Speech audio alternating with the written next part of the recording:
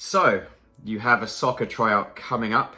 What can you do to give yourself a better chance of getting on that team?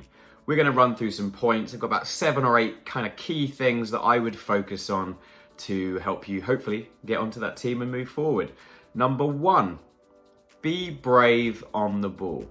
Maybe you get 20 minutes, maybe you get 45, maybe you get a full game to impress whoever it is that you want to impress to get on the team. So how often do we actually receive the ball in a game? It varies on the position. But when you do receive the ball, you want to make sure that you're brave on it, right? Show the guys and the women, whoever it is that's choosing you, what you can do. So number 1, be brave on the ball.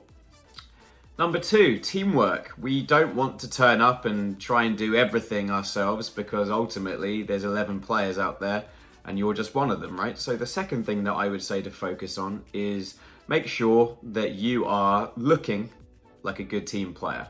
Ultimately, that is going to be very key to a coach. And again, the personality of the coach varies. But for me, if I'm looking, I want to see that if a winger or a left midfielder is playing, they're not just going to focus on being offensive, but also they're going to look to cover the left back to help them when we're off the ball. So teamwork would definitely be my second bullet point.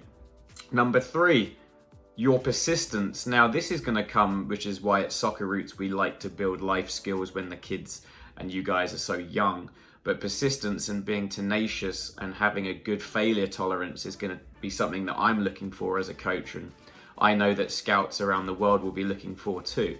If you lose the ball, are you just going to give up and shrug your shoulders, or are you going to get back and get it back effectively for your team? So persistence, not just within those individual minutes, but over the course of 90 minutes as well. So be a persistent player, be tenacious, and get stuck in, right? Number 4, before you even get to the field, you're going to want to mentally prepare, okay? This is just letting your brain know what is coming and be ready for it. Will there be people saying negative things for you? Are you playing in a big stadium, or is it just like a rec league? Whatever the situation, you need to tell your brain and tell yourself what is coming. Anxiety gets into every single person. I don't care if you're Neymar or whether you're playing in just a park in Islington or Australia or wherever you are. Anxiety affects all people in sport. It just does. So it's what are you going to do with that anxiety to make it either a negative, which shuts you down, or a positive. So definitely a growth mindset and staying positive about the experiences about to happen is going to really allow you to loosen up and not play tight. So mentally prepare. The next thing I would say is play your game, right? You're the only you. And you're there for a reason, so play your game.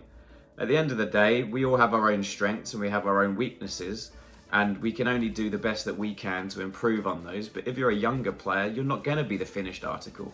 So play your game and just have fun with it.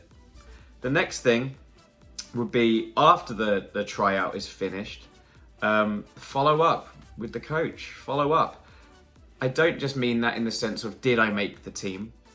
But what can I improve on, or what did you see that perhaps I don't see myself, or my other coaches, my family or whatever don't maybe tell me? And when you get that honest feedback, that allows you to improve as a player, which in turn gets you on the team, which is the whole purpose of this video anyway, right? So follow up and just ask the advice of your peers effectively. And the final thing I really want to reinforce with you guys is, whatever the outcome of the tryout, it's never the end. It's brilliant if you get on the team and it's the first time you try out and you get on the team, fantastic. But if you do kind of not make it, it's never the end. I mean, we've all heard the stories of the guy who invented the amazing vacuum, Mr. Dyson. It was about his 1000th prototype before it got picked up, or any of these amazing stories. My point is, if you're watching this and you do get that rejection, don't let it affect you. I mean, it is what it is. What can we do to turn that into a positive? If the coach says, look, I just felt that you did this or that, fine.